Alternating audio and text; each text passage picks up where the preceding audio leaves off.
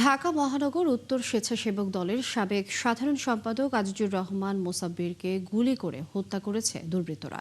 এই সময় তার সাথে থাকা ভ্যান শ্রমিক ইউনিয়নের সাধারণ সম্পাদক আবু সুফিয়ান মাসুদও গুলিবিদ্ধ হন।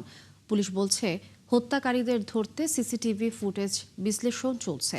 আর এই হত্যার বিচার চাইলেন স্ত্রী সন্তানরা। এ বিষয়ে জানাচ্ছেন মোহাইমিনুল খান অপু।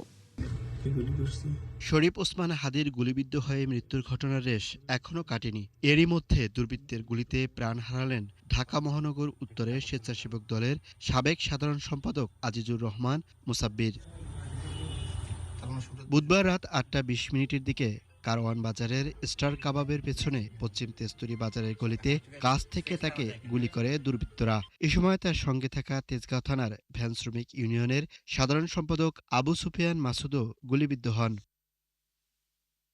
গুলিবিদ্ধ অবস্থায় তাদের উদ্ধার করে পান্থপথের একটি বেসরকারি হাসপাতালে নেওয়া হলে চিকিৎসকরা মোসাব্বিরকে মৃত ঘোষণা করেন, আর আহত মাসুদকে ঢাকা মেডিকেল কলেজ হাসপাতালে নেওয়া হয়।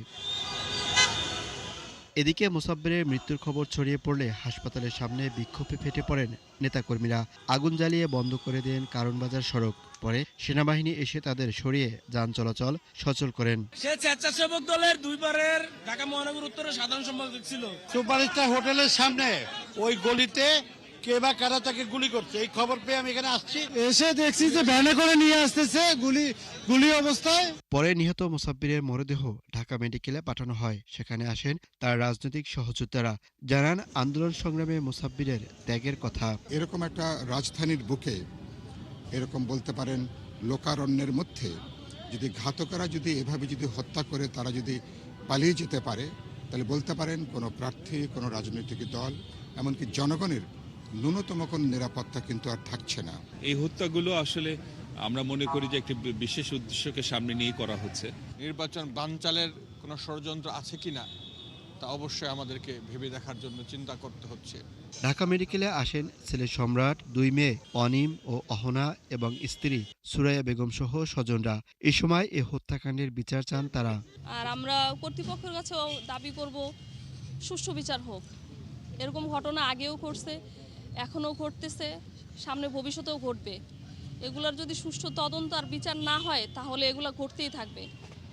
তাই প্রধান যারা দায়িত্বে আছেন তাদের কাছে দাবি থাকবে, কর্তৃপক্ষের কাছে দাবি থাকবে, এইগুলার সুষ্ঠু বিচার হোক। এদিকে পুলিশ বলছে, সিসিটিভির ফুটেজ বিশ্লেষণ করে হত্যাকারীদের গ্রেপ্তারে কাজ করছেন তারা। এখন পর্যন্ত সিসি ক্যামেরা ফুটেজ বিশ্লেষণ করব। এখানে ওনাদের আত্মীয় স্বজনের সঙ্গেও কথা বলবো। উনি একটি দলে ছিলেন, দলের নেতাকর্মীদের সাথেও আমরা কথা বলবো, ওনার কোনো বিরোধ ছিল কিনা, সামগ্রিক বিষয় নিয়ে আমরা কাজ করব।